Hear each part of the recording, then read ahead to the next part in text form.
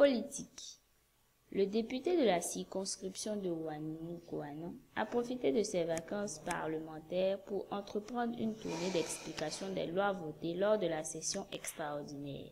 Après cette tournée dans plusieurs localités entre les 25 et 27 septembre, Lamine Koni s'est confié à notre correspondant dans la région.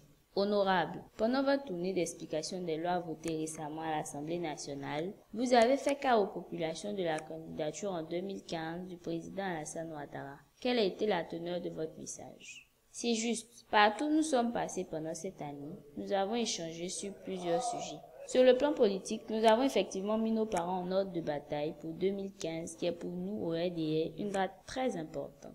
Vous comprenez aisément que la décennie de crise et de dégâts causés par l'entêtement de l'ancien président de la République, Laurent Gbagbo, ont rendu la tâche difficile pour le président Alassane Ouattara. Il faut lui accorder donc d'autres échéances. Il doit continuer cette belle symphonie enclenchée il y a quelques années.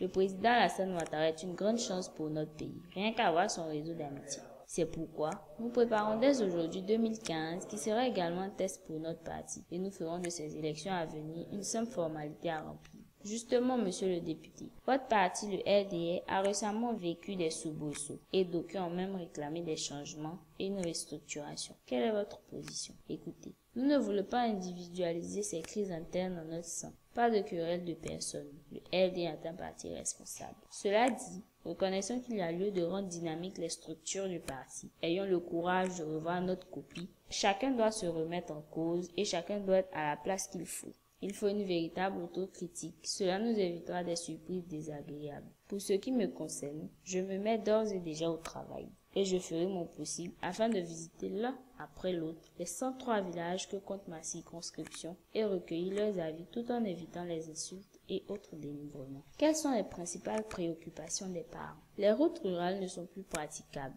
Comment faire écouler facilement les produits agricoles vers les grandes villes dans ces conditions? Les villageois ont le sentiment d'être abandonnés. Ils vivent dans la précarité sans grands moyens, alors qu'ils travaillent beaucoup. Nous allons donc interpeller le conseil régional pour que les questions qui peuvent être résolues dans la région le soient sans attendre. Nous demandons donc à tous de se tranquilliser. La paix est le préalable aux grands travaux.